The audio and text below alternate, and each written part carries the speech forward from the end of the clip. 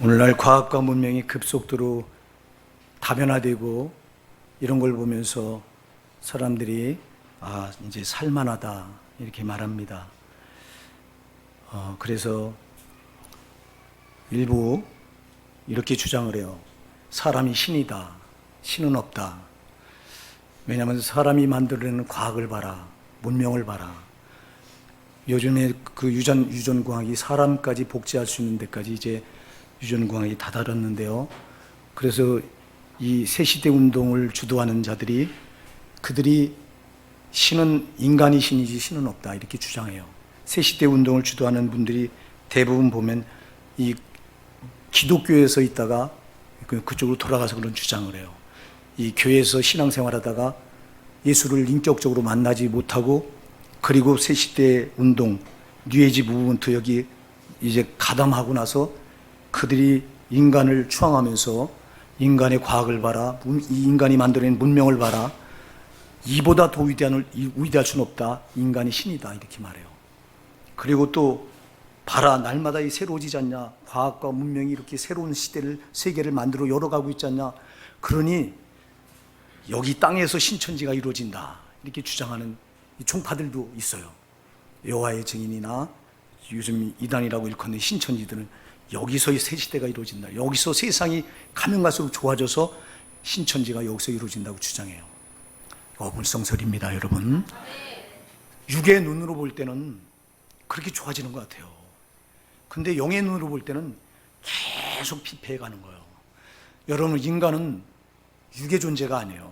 하나님을 닮은 영적인 존재입니다. 여러분, 그래서 우리 육신 안에 영혼을 담고 있잖아요. 여러분, 육신은 영혼의 그릇이에요. 이거 육신은 7, 80년 영혼을 담고 있다가 이 흙으로 돌아가야 돼요. 흙으로 왔기 때문에 돌아가면 내 안에 있던 영혼, 이 영혼의 문제가 중차대한 문제인데 영혼은 안 죽어요. 이 눈에 보이는 건 없어진다고 성경은 고린도후서 4장 18절에 말씀하고 있기 때문에 눈에 보이는 건 육신은 없어져요. 그러나 이 육신을 옷 입고 있던 영혼은 안 보이는 것 때문에 안 없어져. 그럼 이 영혼의 문제가 어떻게 될 것이냐? 우리의 관심사는 여기에 있어야 돼요. 그리고 영의 눈을 열어서 봐야 돼요. 보는 세계, 보이는 세계, 물질계가 있는가 하면 보이지 않는 영계가 동시에 존재하는 거예요. 하나님이 이렇게 만드셨어요. 그러면 우리는 영혼을 입고 있기 때문에 보는 것만 보지 말고 보이지 않는 영계도 같이 볼 수 있어야 되는데, 근데 많은 신자들이 영의 눈은 닫고 똑같이 세상 사람들 보는 것처럼 육의 눈을 가지고 보는 것만 봅니다. 그래서 보는 거 따라갑니다. 보는 세상 꼭 화려하잖아요. 따라갑니다. 그럼 그렇게 살다 당신 영혼은 어떻게 하려고 그러냐 이 말이에요. 이거 우리 속으면 안 돼요. 여러분, 이 세상은 좋아지는 게 아니에요. 영적으로 볼 때 계속 하나님이 심판할 재료를 계속 쌓아가고 있는 거예요. 이 세상은요. 그래서 베드로후서 3장 7절에서 뭐라고 말씀하고 있어요? 이 세상은 말씀에 따라 불사르기 위해 간수된 곳이라고 그랬어요. 때가 되면 하나님이 불사른다. 불로. 아멘. 노아의 홍수 때 물로 세상을 심판하셨듯이 때가 되면 이 마지막 때는 불사르기 위해 간수된 곳이 이 지구라고 말하고 있는데, 그래서 육적인 눈을 볼 때는 문명 과학이 발달되니까 좋아지는 것 같은데 그 영의 눈을 열어서 영의 세계를 보면 이 세상은 온갖 죄가 난무하면서 죄로 계속 하나님 심판할 재료를 계속 쌓아가고 있는 거예요. 우리 여러분 속지 마시고요. 여러분 영의 눈을 가동하시기 바랍니다. 여러분, 오늘 여러분이 예배드리면서 내 영혼의 비참함을 볼 수 있는 사람이 진짜라고요. 이게요. 여러분, 육신 이거 대단한 것 같아도 7, 80년 살다가 반드시 죽어야 돼요. 죽은 뒤에 심판이 있다고 성경 말씀하잖아요. 그럼 이 육신은 죄로 살아요. 이거는요. 이건 속성이 하나님과 아무 상관이 없어. 흙에서 왔기 때문에. 근데 내 속에 들어있는 영혼은 하나님께로부터 왔다고요. 창세기 2장 7절에서 하나님이 땅의 흙으로 사람을 만드시고 그 코에 생기를 불어넣으시니 사람이 생명이 된지라. 그 코에 생기를 불어넣는 게 그게 루아흐, 그래서 그게 여러분 그게 영혼이에요. 그게 영혼, 그게 성령이에요. 그게 하나님 자신이 하나님의 기운이라 이 말입니다. 그러니까 우리가 사는 것은 그 루아흐 영혼이 진짜인데 우리가 자꾸 속아서 육신을 쫓아 삽니다. 육신이 요구하는 대로 쾌락 따라 살고 죄 따라 살고, 그러다가 육신은 실컷 죄를 짓고, 이놈은 죄를 짓고 내 속에 있던 이 영혼 7, 80년 저는 책임지지 못할 짓을 해놓고 실컷 죄로 살고 죄값을 내 영혼이 지옥에 가서 받게 한다고. 지옥에 가서 정신 차려야 돼요 여러분.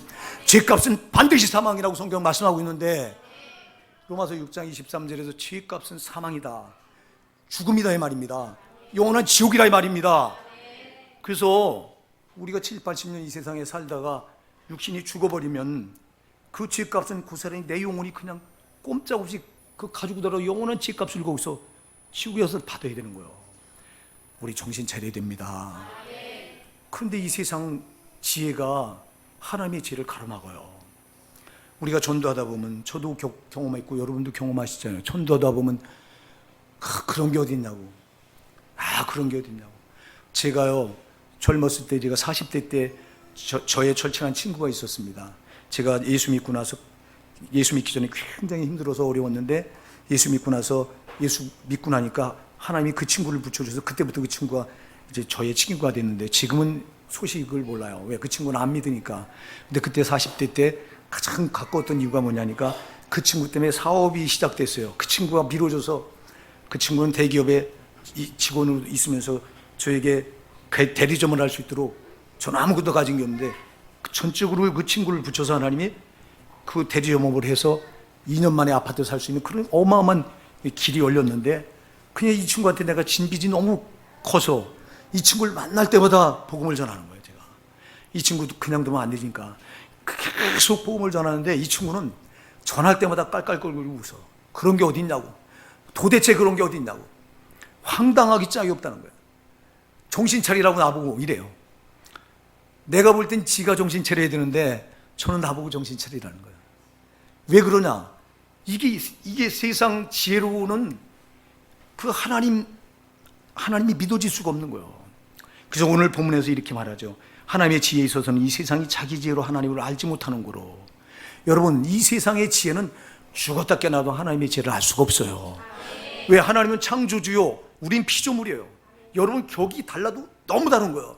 하나님은 세상 우주 만물을 창조하신 분이고 그분은 우주 만물의 주인이십니다. 그분은 우리를 만들어서 우리를 많이 깨뚫고 계십니다. 우리 안고 일어섬도 알고 마태복음 10장 30절에 우리 머리카락까지 다 세신받았다고 그랬어요.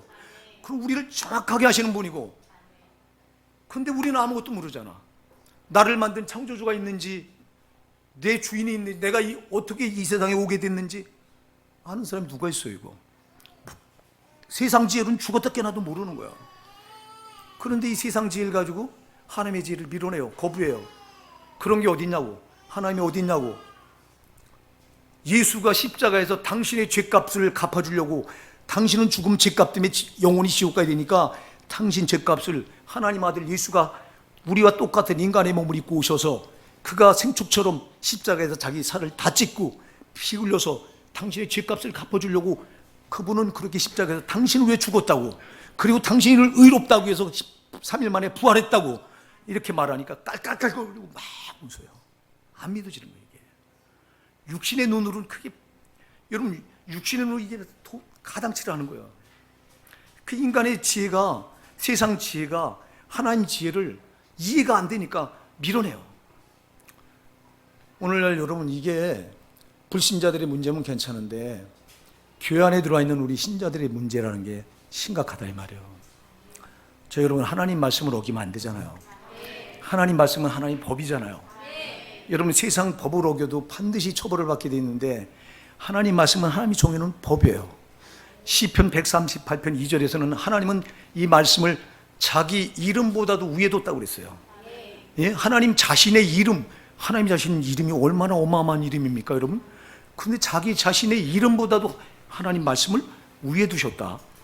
시편 138편 2절에. 그러면 하나님 자신도 이 말씀을 범하지 않는다는 거예요. 하나님 아들 예수가 뭐 때문에 이 땅에 오셨어요? 하나님이 하신 말씀을 이루러 오셨어요. 하나님께서 이사야 선지자를 통해서 예수가 이 땅에 오기 700년 전에 이사야 선지자를 통해서 약속하셨어요. 보라, 처녀가 잉태해 아들을 낳으리니 그 이름을 임마누엘이라 하리라. 아니, 처녀가 잉태해서 아들을 낳는다? 근데 그 이름을 임마누엘이라 하리라? 하나님 우리와 함께 하신다고 하는 이름을 갖고 오실 거다? 누가 믿었어요? 그리고 이사야 53장 4절 그가 찔림은 우리의 허물을 인하며 그가 상함은 우리의 죄를 인하며 그가 징계를 받으면 우리의 평화를 얻기 위하며 그가 채찍에 맞고 우리가 남을 입었도다. 아니 예수가 채찍에 맞고 예수가 십자가에 달릴 거를 예수가 오기 700년 전에 이사야 53장 4절로 6절에 그대로 거기다 기록해 놨어요.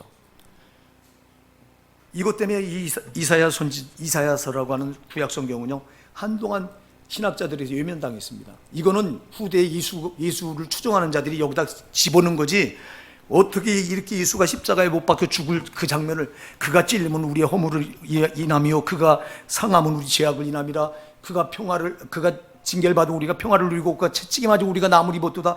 어떻게 눈으로 본 것처럼 십자가에 달린 예수를 본 것처럼 여기다 기록해서 이거는 예수의 추종자들이 여기다가 집어넣은 거다. 1948년까지는 어마어마한 논란이 있었습니다. 근데 1948년에 사이바닷가에서 목동이 양을 뜯기다가 돌팔매질을 해서 심심하네 던지다가 항아리 깨진 소리가 나서 보니까 거기서 이사야 두루마리가 발견된 게 예수님 이 땅에 여기 100년 전에 기록한 사본이 발견된 거예요. 그게 지금 저 대한성서공회에 가서 제가 직접 봤습니다. 거기 이렇게 사본 발견한 거고 거기다 기록해 놓은 문서가 거기 있어요. 대한성서공회 보니까 예수가 이 땅에 오기 100년 전에 쿰난 공동체라고 하는 이들이 공동체 생활하면서 그걸 필사한 사본이 나오는데 똑같이 나오는 거예요. 할렐루야. 하나님 말씀 1.1도 틀림이 없습니다. 여러분 거짓이 없습니다. 하나님 아멘이고 진실이기 때문에 거짓이 없어요. 거짓이 마귀는 전부 거짓이지만 우리 주님은 진실이라는 말입니다. 우리 주님은 거짓이 없다 이 말입니다. 크게 발견되고 나서부터 이 자유주의 신학자들이 입이 탁 닫혀졌어요. 성경은 꾸며낸 얘기가 많다. 아니 어떻게 예수가 이 땅에 오셔서 세상에 바다를 걸어와? 어떻게 무덤에서 죽은 지 나흘이나 된 그 나사로야 나오느라 그러니까 붕대를 가면서 썩은 시체 냄새가 나는 자가 어떻게 살아서 뚜벅뚜벅 걸어 나와? 진실이라 이 말입니다, 여러분. 그분이 전능자이기 때문에 그렇다 이 말입니다. 근데 이런 게 우리 지혜로 이해가 안 되니까 밀어내는 거예요. 자, 하나님 아까도 얘기했어요. 하나님 말씀은 하나님 법이기 때문에 이거는 변개가 안 돼요. 절대 바뀌어지질 않아요. 그런데 왜? 우리는 불안정이기 때문에 우리가 한 약속은 내가 시간이 변하고 상황이 변하면 내가 한 약속이 취소될 수도 있어요. 그래서 우리는 취소하지만 하나님 말씀은 절대 완전한 분의 입에서 나온 말씀은 완전하기 때문에 취소가 안 돼요. 그리고 이건 하나님의 법이기 때문에 어기면 왜 지옥 갑니까? 하나님 법을 어긴 거기 때문에 이 세상 법을 어겨도 감옥에 집어넣는데 하나님 말씀을 어기니까 저 지옥이라고 하는 감옥에 집어넣는데 거기는 그냥 이런 감옥하고 달라요. 형벌이 계속 가해지는 곳이요. 거긴 들어가면 안 되는 곳입니다, 여러분. 하나님 법을 어기고 어떻게 처벌을 안 받아? 자, 그런데 우리가 하나님 법을 얼마나 많이 어깁니까? 안식일을 거룩히 지켜라. 출애굽기 32장 12절부터 31장 출애굽기 31장 12절부터 17절에 보면 여러분 영영한 규례다. 여기 자손 대대로 지켜될 규례다라고 하는 걸 3번 도장을 꽝꽝꽝 찍어서 안식일을 범하지 말라고 딱 해놨는데 안식일을 범하는 자는 죽여라. 안식일에 일하는 자도 죽여라. 안식일을 더럽힌 자도 죽여라 그랬는데 근데 오늘날 안식일을 지킵니까 여러분? 아니 영원한 규례라고 변개치 못할 규례라고 3번이나 출애굽기 31장 12절부터 17절에 딱 도장을 찍어놨어. 그럼 변개치 못할 규례라고 하나님 말씀하셨는데 그걸 왜 우리가 하나님 법을 어깁니까? 이거 왜 그래요? 여러분 주일날 왜 일을 합니까? 일하지 말라고 했는데 일하면은 돈이 생기잖아. 자, 그 여러분 이 세상 지혜는 계산을 따져보면 이 주일날 일하면 돈 생겨요. 일 안 하면 돈 안 생겨요. 그러니까 세상 지혜로 보면 하나님 지혜가 미련하게 보이는 거야. 아니 주일날 나가서 일하면 돈 생기는데 내가 왜 일을 안 해?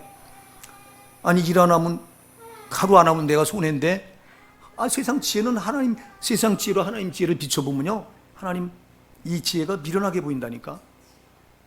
그래서 오늘 본문에 보면 십자가의 도가 멸망하는 자들에게 미련한 것이요 그랬어요.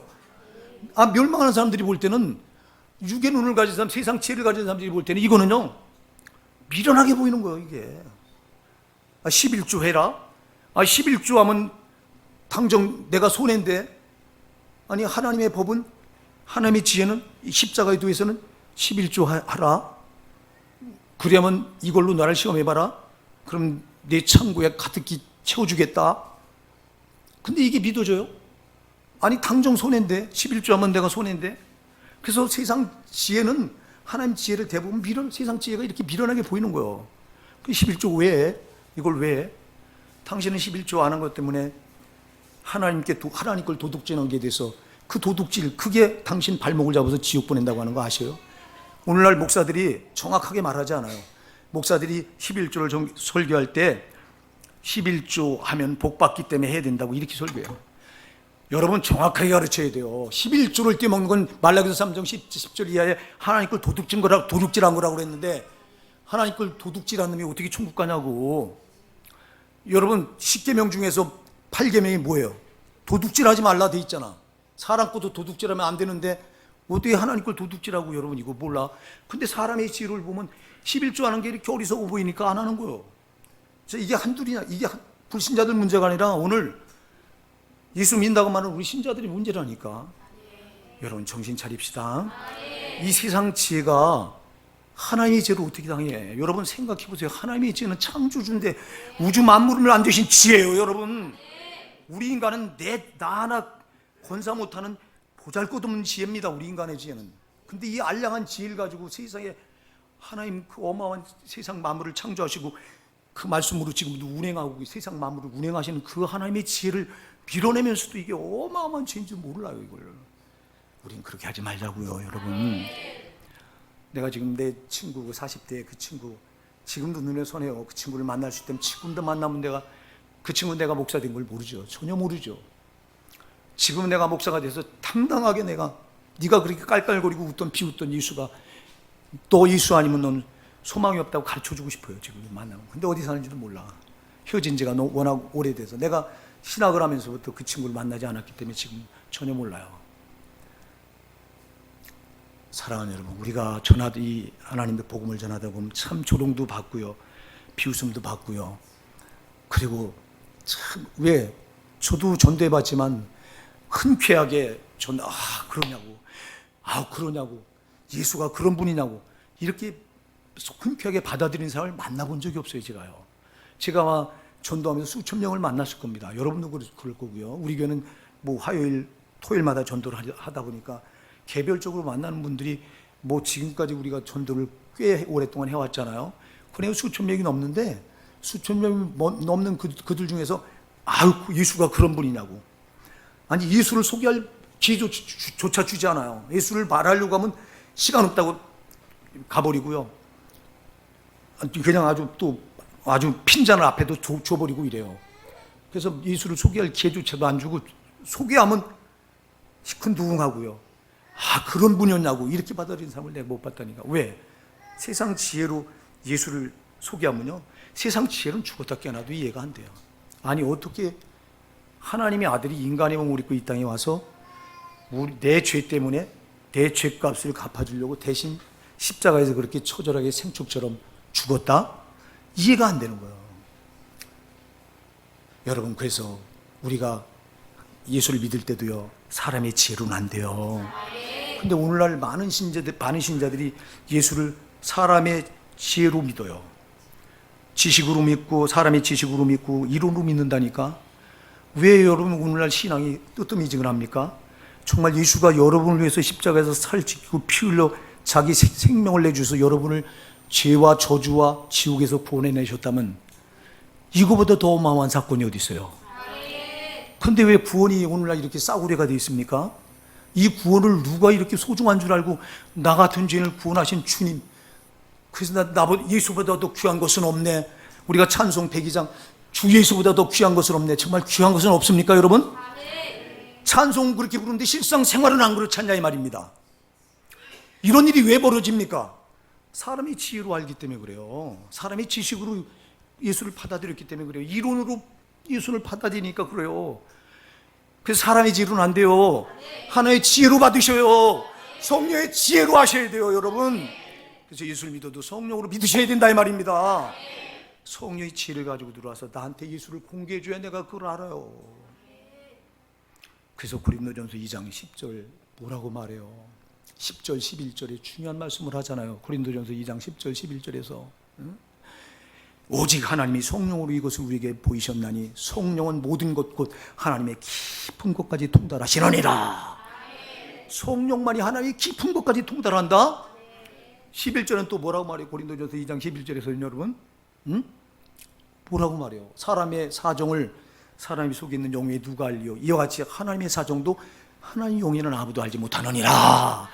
성령에는 하나님의 사정을 몰라요. 여러분, 하나님 사정이 뭐예요? 하나님 아버지 사정이 뭐예요?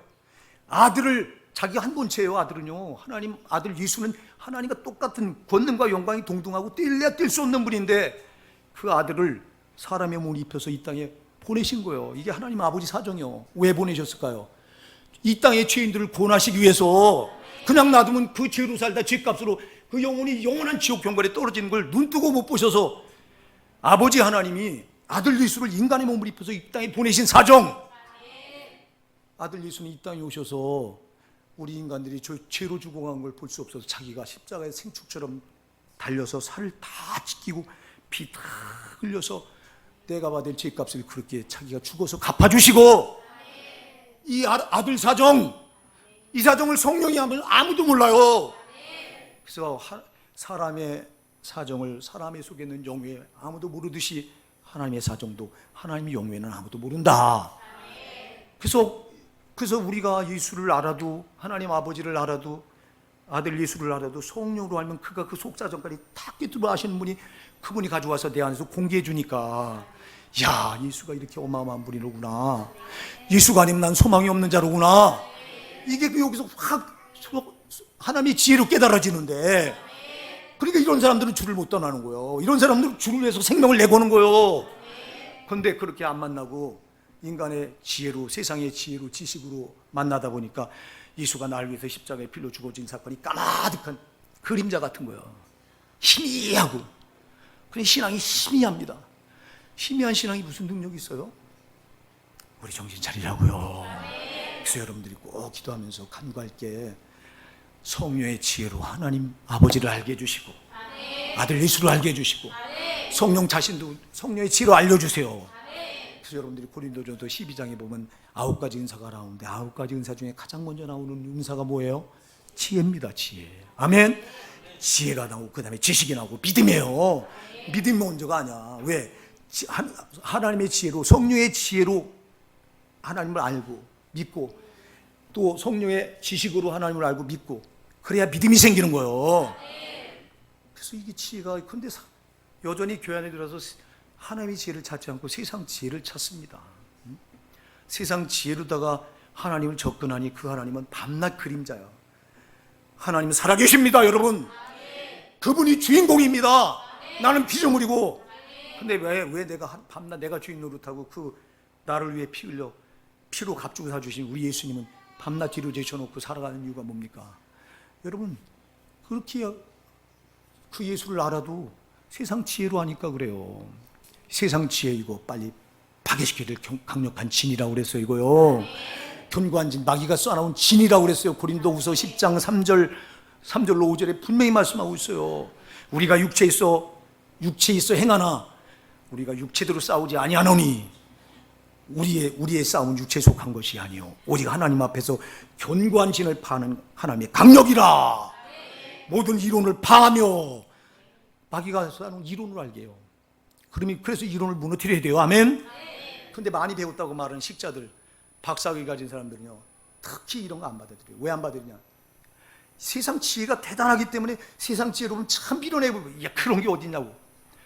그래서 이 이론을 좋아하는 자들, 생각을 많이 가동하는 사람들일수록 안 받아들여. 1리터라고 말하는 사람들이 더 안 받아들인다니까, 복음을. 그래서 초대교회도 복음을 받아들였던 사람들이 누구냐? 대부분 노예 생활하던 사람들, 아니면 아주 가난하고 빈곤층들. 처음에 이렇게 이론자들이 받아들였어. 오늘 본문에도 나와요. 바울이 고백하는 내용이. 그 내용이. 왜 안 믿어지는 거예요, 이게? 응? 세상, 그래서 이론을 파라고 말하고요. 모든 이론을 파며 하나님 아는 것을 대적하는, 하나님 아는 것을 대적하고 높아진 것을 다 파괴하고, 하나님을 아는 것을 대적한다? 알고 교만해져, 아는 걸 대적하고 하는 그런 게 어딨냐고, 대적하고 교만으로 높아진 걸 무너뜨려야 된다는 겁니다. 이게 바디어 싸움은 경관진이라고 고린도후서 10장 5절은 말해요. 그리고 모든 생각을 사로잡아 그리스도께 복종케 하며, 모든 생각이 하나님을, 세상 하나님의 지혜를 가로막는 경관표교, 이게 표. 이 벽이 그대로 있어가지고는 하나님 받아들일 자가 아무도 없어. 근데 많은 신자들이 세상 지혜를 벽으로 만들어 놓고도 그리고 예수 믿는다고 말해요. 이 벽이 무너져야 돼요, 여러분. 성령의 지혜가 와서 여러분의 벽이 무너져야 돼요. 모든 이론이 무너지고, 하나님 아는 거 대적하는 교만이 무너지고, 그리고 이제 모든 내 생각이 무너지고, 이게 세상 지혜예요. 이게 안 무너지니까 하나님을 생명으로, 예수님을 생명으로 못 받아들이는 거예요. 예수님은 여러분에게 이론으로, 지식으로 와 계신 분이 아니요. 여러분이 오늘 살려고 생명으로 오셨다 이 말입니다. 근데 왜 생명으로 안 다가와요? 세상 지혜가 벽이 돼서 안 다가온 거예요. 여러분을 무너뜨리시기 바랍니다. 여러분, 나는 예배당에 나와서, 제가 저 응암동에 있는 어느 교회 이제 초청을 받아서 여기 그때 무슨 남전도의 헌신 예배인가 부름을 받아 갔어요. 내가 여러 번 말씀드렸죠. 갔는데 예배드린 태도가 가관이 아니야. 한 200명 모여드리는데 왼쪽에 이렇게 장로님들이 앉아 있더라고. 근데 다 다리를 꼬고, 내가 참 하나님, 여러분 이전에 하나님 임재 계신 거 믿으십니까? 네. 영으로 와 계신 하나님 믿으십니까? 네. 그러면 이 시간에 하나님 와 계신데 건방지게 다리를 꼬고, 그리고 여기 목사가 와서 설교를 하는데 쳐다도 안 봐요. 다 고개 숙이고 주부에다가 삐적삐적거리고 앉아있고. 내가 그 목사님이, 나하고 절친한 목사님만 아니었으면 내가 나는 여러분, 목사는 벙어리가 되면 안 된다니까. 잘못한 건 잘못된 지적을 해야 돼요. 왜 그래 그 영혼이 살아. 그래서 내가 지적하고 싶어서 진짜 하려고 했던, 내가 참 우리 교회도 아니고, 더군다나 그 목사님이 거기에 청빙받아서 자기가 개척한 교회가 아니라 청빙받아가지고 목회하느라고 장로들 눈치를 수도 없이 보는 목사예요. 그래서 내가 이거 그렇게 까고 갔다간 이 목사가 그 교회에 붙어있기가 참 힘들 것 같더라고. 그래서 내가 그때 절제하고 왔는데, 여러분, 그 교만 무너져야 되잖아. 여러분, 창조주 하나님 앞에서 피조물인 우리가 무슨 교만할 게 있어요, 여러분. 참 그냥 너무 모르는 거예요, 이걸. 오늘 이게 주님이 탄식을 해요. 여기 오늘 본문에 보면 이렇게 말해요. 19절부터 20절에 제가 읽어볼게요. 들어보세요. 기록된 바 내가 지혜 있는 자들의 지혜를 멸하고 총명한 자들의 총명을 피하리라 하였으니, 지혜 있는 자가 어디 있느뇨? 선비가 어디 있느뇨? 이 세대의 편사가 어디 있느뇨? 하나님께서 이 세상의 지혜를 미련케 하신 것이 아니뇨. 그래. 자, 여러분, 이 말을 왜 하냐니까, 당시에 이 시대에 바울이 고린도 교회에 편지를 쓸 때 이 시대의 상황이 어떤 상황이냐면, 이 시대에 아주 뛰어난 엘리트 계층 3계층이 있었어요. 누구냐? 헬라의 철학자들. 그래서 여기 지혜 있는 자 말할 때는 헬라의 철학자들 말합니다. 또 선비가 어디 있느냐 그래. 선비가 누구냐? 이거는 이 유대의 율법을 해석하고 율법을 이제 가르치는 서기관들 말합니다. 대단한 식자들입니다. 이들은 엘리트입니다. 또 한 부류 여기 2세대 변사가 어디 있느냐? 변사가 누구냐니까 헬라 그 철학을 가지고 웅변한 웅변가들. 이 웅변가들은 대부분 정치하는 사람들입니다. 이들이 정치가들. 얼마나 이 세 부류가 대단한 이때 당시에 최고의 지식을 가진, 지혜를 가진 엘리트 계층으로 봤어요. 그런데 하나님은 이들을 향해서 지혜 있는 자가 어디 있느뇨? 선비가 어디 있느뇨? 이 세상의 변사가 어디 있느뇨? 하나님께서 이 세상의 지혜를 미련케 하신 것이 아니뇨. 여러분, 그들의 지혜가 나와 무슨 상관이냐 지금 하나님 물어. 그들이 세상 지혜를 가지고 별의 별 지혜와 지식을 다 말할지라도 그들이 하나님께 접근할 수 있어요, 여러분? 영원하신 그 하나님, 창조주 하나님께 접근할 수 있어요? 자, 이 세상에 박사학위를 5개씩 가진 분들이 우리나라에도 많아요. 이런 분들이 이 세상 지혜를 가지고 하나님을 논할 수 있겠어요? 없다 이 말입니다. 안 된다는 거예요, 이게. 그런데 자기들은 대단한 형 생각한다는 거예요, 이거를. 그 지혜가 7, 80년 이 세상에서는 써먹어요. 그럼 그 지혜 7, 80년 있던 그 지혜가 그 영생을 보장해 주냐 이 말이요. 사랑하는 여러분, 영생을 보장해 주지 못할 지혜는 지혜가 아니에요. 참지혜는 여러분의 영생을 보장해 줄 수 있는 지혜가 참지혜예요. 그래서 참지혜는 성경 말씀 말고는 없어요. 근데 왜 우리가 성경 말씀을 제쳐놓고 다른 지혜를 찾으려고 그래요? 안 되지 않냐 이 말이요. 안 되지 않냐 이 말이요. 여러분, 하나님의 지혜는, 이 말씀은 다 하나님의 지혜인데 이 지혜는 하나같이 우리 영혼을 살리려고 하는 하나님의 지혜입니다. 여러분은 하나님이 여러분을 얼마나 사랑하는지 잊으면 안 돼요. 나 하나, 참으로 나 하나 우습게 생각하지 마세요. 여러분 하나를 우리 예수님은 천하고도 안 바꾼다고 말씀했어요.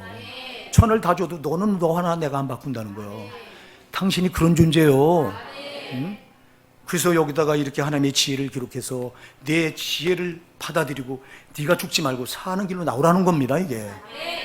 근데 우리는 여전히 세상 지혜가 대단한 줄 알고 썩어짓고 7, 80년 가지고 있다. 그 지식이 영생도 보장 못해주는 지식을 가지고 교만에 빠져있고, 참 우리 정신 차려야 됩니다. 사랑하는 여러분, 우리는 하나님이 지금도 내 코에 호흡 주셔서 생명을 유지해 주니까 내가 사는 거예요. 지금도 데려가시면 그냥 데려가는 겁니다. 우리 생사복이 하나님 손에 있습니다, 여러분. 그런 그분 앞에서 어떻게 교만해? 겸손해야지. 특히 나 같은 목사들 참 교만하죠. 참 죽을 줄 모르고 그래요. 안 된다 이 말이에요, 여러분. 안 된다 이 말이에요. 오늘 제일 중요한 핵심은 이거예요. 21절. 여러분, 21절이 오늘 핵심 요절이에요. 우리 같이 읽어보시자고요. 21절 시작. 하나님의 지혜에 있어서는 이 세상이 자기 지혜로 하나님을 알지 못하는 거로 하나님께서 전도에 미련한 것으로 믿는 자들을 구원하시기를 기뻐하셨도다. 아멘. 자, 하나님의 지혜에 있어서는 세상이 자기 지혜로는 하나님의 지혜를 도무지 알 수 없어서 하나님이 우리 인간을 구원하시기 위해서 쓰신 방법이 뭐로? 전도에 미련한 방법으로. 자, 여러분, 하나님이 하늘에 앉아서 얘들아, 죄인들아, 너희들 구원받아라 선포하실 수 없으셨을까요? 전능자가 그렇게 하실 수 없으셨을까요? 그렇게 하실 수 있으셨을 거예요. 근데 왜 그렇게 하지 않았느냐? 왜 그렇게 하지 않고 인간의 몸을 입고 와서, 여러분, 우리가 구약시대에 보면 인간이 죄를 가지고 하나님께 나갈 수 없으니까 하나님이 죄를 가진 인간을 하나님께 나올 수 있는 유일한 길을 열어놓으셨는데 그게 제사잖아요. 그래서 제사는 반드시 내 죄물을 송아지나 소나 양이나 염소나 또 이 비둘기나 이런 걸 가지고 이제 각을 떠서 피 흘려서 피를 가지고 제사를 드려야 되는데, 왜? 피는 생명이잖아요. 그래서 이 제물이 죽어야 내 죄가, 그 제물에게 전가해 놓고 대신 내 죄가 저기 전가돼서 나는 용서받는 그 길을, 제사법을 하나님이 구약에서 율법으로 주셔서 이스라엘 백성들은 그래서 제물을 가지고 나가서 제물을 죽여서 그 피로다가 하나님께 드리고 자기들이 제사함 받고 하나님께 나가는 길이 열려졌어요. 근데 이 제사는 불완전한 제사이기 때문에 이 제사를 완전하게 이루시기 위해서 하나님 자신이 인간의 몸을 입고 이 땅에 오셨어요. 그리고 자기가 생축처럼, 구약의 제물처럼 자기가 십자가에서 살찌 끼고 피 흘려 내 죄를 다 거기서 갚아주셨어요. 믿으시기 바랍니다, 여러분. 황 목사 죄만 아니라 여러분 죄도 다 갚아주신 거예요. 내 죄를 다 갚아주셨어. 이게 천도의 미련한 방법이요. 왜 이렇게 미련하게 했을까요? 이렇게 하지 않고는, 주님이 이렇게 인간의 몸을 입고 오셔서 친히 이렇게 길을 열어놓지 않고는 인간들이 하나님께 나올 수 있는 길이 없어. 아까도 얘기했잖아요. 죄값은 뭐예요? 사망이에요. 반드시 죽어야 돼요.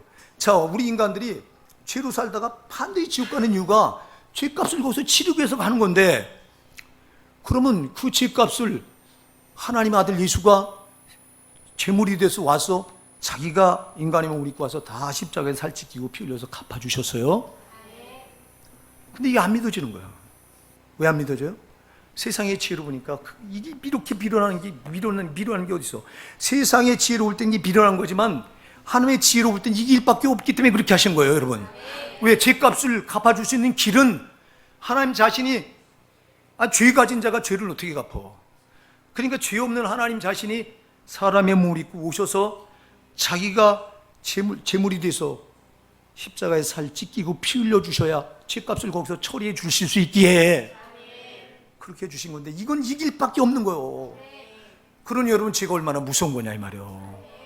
여러분이 죄를 짓고도 왜 회개하질 않아요? 내 죄 때문에 하나님이신 그분이 인간의 몸 와서 그렇게 재물처럼 십자가에 처절하게 죽지 않으면 안 됐다고 하는 이 어마어마한 이 은혜가, 여러분, 나는 거저받았기 때문에 구원은 거저받았잖아요. 내가 노력해서 받은 거 아니잖아요. 내가 뭐 선행을 해서 착한 일에서 받은 게 아니잖아요. 전적으로 하나님이 나에게 주신 은혜잖아요. 은혜지만 거기 은혜 뒤에는 하나님이 자기 생명을 다 쏟으셨잖아요. 하나님이 자기를 다 내주셨잖아요. 그러니까 이 구원의 은혜는 우리가 소홀히 생각하면 안 돼요. 나는 거저받았지만 하나님은 우리에게 이 구원을 주실 때 자기를 전부 쏟아서 주셨어. 근데 이 길 말고는 이게 하나님 보실 때 가장 지혜로운 길이요, 방법이요. 아멘. 하나님 보실 때는 이 길이 제일 지혜로운 방법이에요. 왜? 인간의 죄를, 죄값을 처리해 주시는 길은 이 길 말고 없기 때문에 하나님 보실 때는 이게 최상의 지혜인데, 근데 인간의 지혜는 이걸 볼 때 미련한 거예요. 그래서 18절에서 십자가의 도가 멸망하는 자에게 미련한 것이요, 미련한 거예요. 왜 저렇게 죽어야 되냐, 꼭 저렇게 해야 되냐, 꼭 그렇게 할 수밖에 없어, 죄 때문에.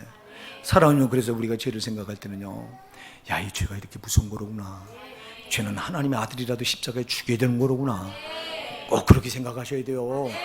근데 오늘날 교리는 이렇게 말해요. 한번 예수 믿으면 구원받았으니 어떤 죄를 져도 지옥 가지 않습니다. 하나님이 흘리신, 예수가 흘리신 피를 부정하게 만든다고 12장 29절 말씀에, 당신은 짐짓죄를 지면 알고 짓는 죄잖아요. 이거 예수가 나를 위해서 십자가에 피 흘려 죽어주신 거 알잖아요. 그럼 알고, 이렇게 죄 때문에 예수가 십자가에 피 흘려 죽지 않으면 안 됐구나, 이걸 알고 내가 죄를 짓는다? 그럼 당신은 예수가 흘린 피를 부정하게 만든 것이요, 하나님 아들을 짓밟는 거라고 그랬어요. 여러분, 죄를 짓 때마다 그 아들, 하나님 아들을 짓밟는 거예요. 그리고 예수가 흘리신 언약의 피를 부정한 것으로 개피처럼 만들어버리는 거예요. 정신 차리자고요, 이거. 그렇기 때문에 예수 믿고 구원받았으면 죄와 싸움이에요. 처절하게 싸워야 되는데 뭘 싸워, 다 받아들이는데. 예수 믿으면 과거의 죄, 현재의 죄, 미래의 죄까지 다 용서받으니, 걔 어떤 죄를 져도 괜찮습니다. 피 흘리기까지 싸워야 되는 거예요, 죄와는. 싸우는데도 우리가 육신을 입고 있기 때문에 안 되잖아. 그렇기 때문에 하나님 우리에게 준 최고의 은혜가 뭐예요? 회개다. 그래서 요한일서 1장 9절을, 만일 우리가 하나님 앞에 우리 자백하면 저는 미쁘시고 이로우사 우리 죄를 사하시면 우리를 모든 불에서 깨끗하게 하실 것이요. 그래서 회개를 말한 거예요. 우리 예수님도 요한복음 13장에서 베드로에게 이제 제자들 마지막 만찬을 마치시고 수건을 허리에 두르시고 이 세수 대에다가 물을 떠다가 제자들 발 앞에 무릎을 꿇고 앉으셔서 제자들 발을 다 일일이 씻어주는데 베드로 차례가 됩니다. 베드로가 뭐라고 말해요? 주여, 감히 내 발을 주께서 씻을 수 없나이다. 그러니까 예수님이 뭐라고 말씀하세요? 내가 네 발을 씻어주면 너는 나와 상관없는 자리라. 그러니까 이 말에 깜짝 놀라요. 베드로가 주여, 발만 아니라 제 손과 머리도 씻어주세요, 그 내밀어요. 그러니까 그때 주님이 뭐라고 말해요? 목욕한 자는 발밖에 씻을 필요가 없느니라. 목욕했다고 하는 건, 여러분이 예수 처음 만나서 여러분 회심의 역사를 통해서 예수를 처음 만났을 때 이때 여러분 죄가 완전히 다 사해진 거잖아요. 그럼에도 불구하고 여러분들은 죄된 세상에 발을 죄된 세상에 딛고 다니잖아. 그럼 그 발이 더러워지잖아요. 그럼 더러운 발을 예수님이 씻어줘야 된다는 거예요. 그런데 왜 여러분은 발 씻을 생각을 하지 않습니까? 왜 회개에 그렇게 인색하십니까? 구원파 마냥, 구원파는 한 번 구원받으면 완전히 구원받은 거기 때문에 회개할 필요가 없대요. 회개를 왜 하느냐고 막 이래요. 전국 구원파는 참 너무 이 한국에는 이단들이 많아가지고요, 너무 큰일이에요. 너무 많은 영혼들을 지옥으로 밀어놓고 있어. 교리도 이단 중에 하나예요. 이거 교리도 한 번 구원받으면 구원 안 잃어버린다? 어디 그게 나와 있어요? 성경은 한 번 구원받아도 잃어버린다고 말씀하고 있어요. 요한계시록 3장 5절에 여러분, 사대교회를 향해 말했잖아요. 사대교회 그 옷을 더럽히지 않는 몇 명이 있어서 나에게 합당한 그니 흰 옷을 입고 나와 함께 다니리라. 이기는 자는 이와 같이 흰 옷을 입을 것이요, 내가 그 이름을 생명책에서 결코 흐리지 아니하고. 이기는 자는 안 흐려. 그러면 지는 자는 지운다는 거예요. 아멘. 지면 안 돼요. 죄와 싸워서 지면 안 된다 이 말입니다. 그래서 지와 싸우려고 해야 되는데 싸움 자체부터 안 하려고 드네. 한국교회는 싸움 자체부터 안 합니다. 여러분, 다른 교회 신자들 여러분 제일 끔찍하게 생각하는 거죠. 우리 교회 신자들은 죄 지면 큰일 난 줄 알고 끔찍하게 생각하는데, 다른 교회 신자들 만나보세요. 죄를 예사롭지도 않게 집니다. 남을 미워하면서도 그 죄가 살인죄라고 요한일서 3장 15절에 형제를 미워하는 자마다 살인자요 살인한 자마다 그 속에 영생이 거하지 않을 줄 너희가 아는 바라 그랬는데, 남을 미워하면서도 천국 갈 줄 알고 있습니다. 여기다 미움을 쌓아놓고 삽니다만 절대 안 된다 이 말이에요. 여러분, 말씀대로 그대로 해야지. 응? 여러분, 우리 주님은 우리 인간을 구원하기 위한 이렇게 사람이 볼 땐 비련한 방법을 택하지 않으면 안 된 거예요. 근데 하나님 보실 때는 이게 최고의 지혜예요. 왜? 죄를 처리해 줄 수 있는 길은 죄 없는 자기가 사람의 몸을 입고 와서 자기가 죄값을 갚아주는 길 말고는 없었기에 여러분이 이 은혜 받으신 거예요. 여러분 구원 받으셨습니까? 그럼 이 은혜를 받으신 거예요. 이 은혜를 받고 여러분 입 닫고 있으면 안 돼요. 죽어가는 영혼들이 지금 널려 있는데, 중화동만 해도 널려 있는데, 내가 저녁 기도 마치고 갈 때마다 이 중화동 길목을 이 차를 끌고 가다 보면요, 험한 꼴을 다 봐요. 정말 술 취해서 비틀거리고. 여기 노래방이 있다 보니까 우리 어떤 때는요, 노래방 토요일인가요, 저녁 기도하러 이렇게 갔는데 남자 화장실에 여자가 이 문도 열어놓고 담배를 뻐끔 태면서 술이 쫄아가지고 응대를 까내리고 변기에 앉아서, 왜 남자 화장실에 들어와서 그래? 그것도 문도 열어놓고 민망해서 그냥. 그런 사람들 참 불쌍하잖아요. 여러분, 왜 저렇게 인간이 이하처럼 살아가? 여러분, 그를 위해서도 예수님 피 흘려 죽어주셨잖아. 그럼 저들에게 우리가 입 닫고 있으면 안 된다 이 말입니다. 여러분, 저들을 지옥 가게 하면 안 된다 이 말입니다. 오늘도 우리가 새벽 기도 살펴봤지만 하나님은 한 사람도 지옥 가기를 원하지 않으세요. 여러분, 디모데전서 2장 4절에 보면 하나님은 모든 사람이 구원을 받으며 진리를 안 되길 원하시느니라 그랬잖아요. 우리가 오늘 새벽 기도 때 살펴본 베드로후서 3장 9절도 뭐라고 말해요? 하나님이 주의 약속은 어떤 이들이 생각하는 것처럼 더딘 것이 아니요 오직 그는 우리에 대해 오래 참으사 아무도 멸망치 않고 다 회개에 이르길 원하시느니라. 아무도 멸망치 않기 원하시는 분이 하나님이에요. 그분이 예수님이에요. 근데 왜 우리가 입을 닫고 가만히 있어? 전해야 되잖아. 근데 여러분들 전하다 보면 창피도 당하고 때로는 모멸도 당하고 욕도 얻어먹고 그러니까, 아니 초대교회는 죽기도 했어요. 여러분, 성령이 이 땅에 오셔서 수많은 영혼들 죽여서 복음을 지금까지 여기까지 오게 한 거예요. 예, 여러분, 복음 전한 것 때문에 죽지 않은 사람들이 죽는 자들이 없었다면 우린 복음 못 받아들여. 11사도가 성령 받고 나서 다 복음 전하다 죽었어. 사도 바울도 예수 만나고 나서 자기가 받은 은혜가 너무 크다 보니까 복음 전하다 죽었잖아요.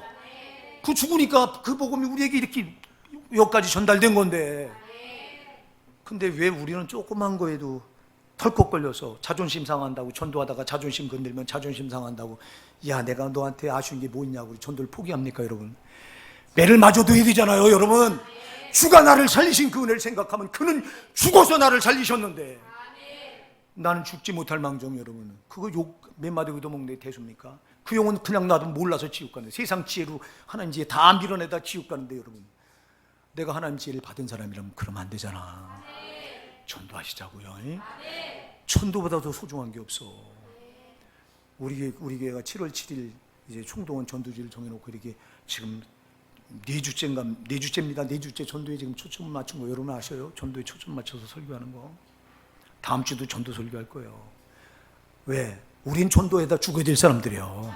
예수님도 전도하러 오셔서 십자가에 죽으셨고, 예수를 확실히 성령의 지혜로 만난 11사도도 그렇게 전도하다 죽었고, 수많은 믿음의 선진이 전도하다 죽었어요.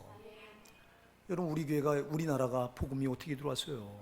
여러분, 처음에 대동강에 토마스 선교사가 쪽복음을 들고, 여러분 쪽복음은 중국어를 번역해 놓은 그 성경을 품 안에 안고 들어왔다가 대동강 그 육지에 발을 딛자마자 망나니 칼에 목이 날아갔어요. 대원군이 세국정책을 쓸 때. 여러분, 세상에 그 토마스 영국 선교사인데, 그가 영국 지 나라에서 잘 먹고 잘 살 청년이 뭐 하려고 남의 나라까지 와서 여러분 그렇게 죽어가면서, 그래서 망나니가 자기 목에 칼을 칠 때 그쪽 복음을 그한테 던진 거예요. 근데 그 뭔지 모르고 받아가지고 와가지고, 그게 여러분, 그게 계기가 돼서 평양에 최초로 세워진 게 장대인 교회가 최초로 세워진 겁니다.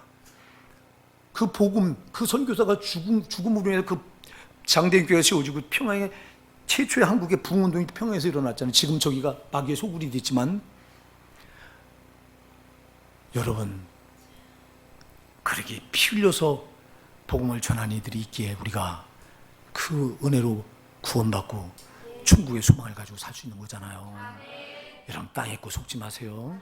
이까지 7, 80년 잘 먹고 잘 살아봤자 반드시 죽어요.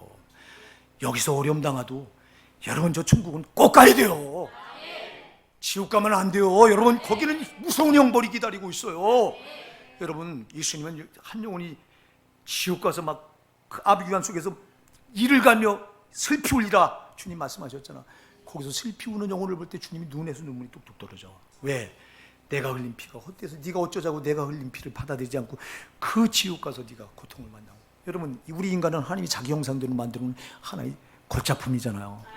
여러분, 왜 우리 인간을 사랑하는지 아세요? 하나님 자신 형상대로 모양대로 만들었기 때문에 그래. 자, 여러분, 엄마들이 계속 말하잖아. 엄마들이 자녀를 왜 사랑해? 나 닮았잖아. 부모가 왜 내 새끼를 사랑해요? 나 닮았어. 내가 낳았어. 하나님 나를 창조했어. 그리고 내 자기 닮은 모습으로 창조했어. 근데 인간들이 마귀한테 속아서 전부 지옥불로 떨어져 죄를 짓고, 이걸 못 견디니까 하나님이 인간의 몸을 입고 오신 거예요. 그분이. 사랑하는 여러분, 그래서 그분은 절대 지옥 가기를 원하지 않아. 한 사람도, 어떤 망난이라도. 여러분, 그 대동강변에서 자기 목을 치는 망나니한테 쪽복음을 던졌더니 그 토마스 선교사 사랑을 생각해 보세요. 너라도 네가 날 목을 치지만 너는 이거 받고 구원받으라는 거잖아. 예수님이 여러분 로마 군병들 자기 십자가에서 그 못을 박아든 로마 군병들을 향해서도 아버지여 저들의 죄를 사하여 주소서 자기들이 하는 짓을 알지 못함이니이다. 저들마저도 자기 십자가 못 박는 로마 군병들의 죄를 사해 주셔서 저들 지옥 보내지 마소서 이래잖아. 여러분, 우리가 하나님 아버지 마음을 알고 아들 예수의 마음을 안다면 이건 인간의 지혜로 몰라. 성령의 지혜로 하나님의 속사정을 꿰뚫고 정말 깊은 것까지 통달하신 그 성령이 나에게 와서 공개해 주신 그 하나님의 지혜로 우리가 예수를 알고 그 하나님을 안다면 여러분, 우린 전도 안 하고 못 견디는 거야. 어떤 분들이 그래요. 목사님이 전도를 나오셨어요. 제가 전도하던 그래요. 아니, 목사가 전도하는 게 이상한가 봐. 아니, 목사가 왜 전도를 안 해야 돼요? 목사님이 어떻게 전도를 해요? 나는 지금 보내요 이래요. 내가 이런 소리 여러 번 들었어요. 내가 토요일마다 전도 나갈 때 아니, 목사가 왜 전도하는데? 목사는 더 많이 전도해야지요. 왜 전도 안 하는 겁니까 도대체? 전도는 뭐 특별한 사람만 하는 겁니까? 전도는 내가 받은 구원의 은혜가 크니까 전도하는 거예요 여러분. 그렇잖아요. 저 영혼 지옥 가면 안 되잖아. 성령의 지혜로 내가 구원받고 보니까 저 영혼 그냥 놔두면 지옥 가잖아. 아니, 망나니도 지옥 가면 안 되잖아. 그 어떤 영혼도 지옥 가면 안 돼요 여러분. 특히 내 가족은 안 돼요 여러분. 내 가족 이번에 내 가족 제발 놔두지 마시고요. 내 가족은 반드시 구원받아야 돼요. 사랑하는 여러분, 이보다 이렇게 어마어마한 은혜인데 우리 사람의 지혜 때문에 자꾸 이게 벽이 돼서 하나님의 지혜를 밀어내서 내가 하나님을 알아도 이 세상 지혜로 아니까 하나님이 그림자처럼 느껴지고 신앙이 뜨뜻미지근하고 이리 되는 거예요. 근데 성령의 지혜를 알게 되면 이게 생명이야. 정말 이거보다 더 소중한 게 없구나. 내가 어쩌자고 이렇게 정말 이 죄 많은 세상에 나 같은 게 어쩌자고 예수 만나서 구원받고 내가 저 천국의 소망을 붙들고 살 수 있었나? 여러분, 정말 이런 마음이 성령의 지혜로 하나님의 지혜로 예수를 만나면요 여기서 이게 분출이 돼요 날마다. 아멘. 신앙이 어떻게 뜨뜻미지근해져? 안 돼요 여러분. 이런 신자들은 지혜가 없어. 뒤로 안 물러가 신앙이. 아멘. 근데 세상 지혜로다가 예수를 그렇게 받아들인 사람들은 그게 그림자 같아서 희미하니까 신앙이 밤낮 뒤야. 어제보다 오늘이 더 못해. 교회 안에 이런 신자들 좀 많아요. 처음에 예수 믿을 땐 뜨거워서 막 불처럼 예수를 믿었던 사람들이 1년 지나고 2년 지나고 3년 지나고 4년 지나고 5년 지나니까 온데간데 없어. 뜨거운 건 다 껍데기만 남아. 신앙의 모양만 붙들고 교회 왔다 갔대. 이거 잘못된 거예요 여러분. 뒤로 몰러가면 멸망할 자라고 그랬잖아요. 신앙은 뒤가 없어요. 근데 왜 뒤로 물러가? 세상 지혜가 벽이 돼서 그런 거예요. 여러분, 오늘 이 시간 세상 지혜의 벽을 허물어 버립시다. 성령이 오셔서 세상 지혜의 벽을, 내 인간 이 이론, 지식, 내 생각 무너뜨려 주시옵소서. 성령의 지혜로 나를 끌어가시옵소서. 성령의 지혜로 내가 예수를 믿으면 신앙은 일천할 수가 없어. 오늘 여러분, 말씀을 이제 마칠 때가 됐어요. 예수 아니고 소망 없어요. 예수 믿고 반드시 천국 가셔야 돼요. 천국과 지옥은 반드시 있어요. 세상 지혜로 천국이 어딨냐 지옥이 어딨냐 이렇게 말하지 마시고요. 반드시 있어요. 그리고 여긴 가면 안 돼요. 지옥은요.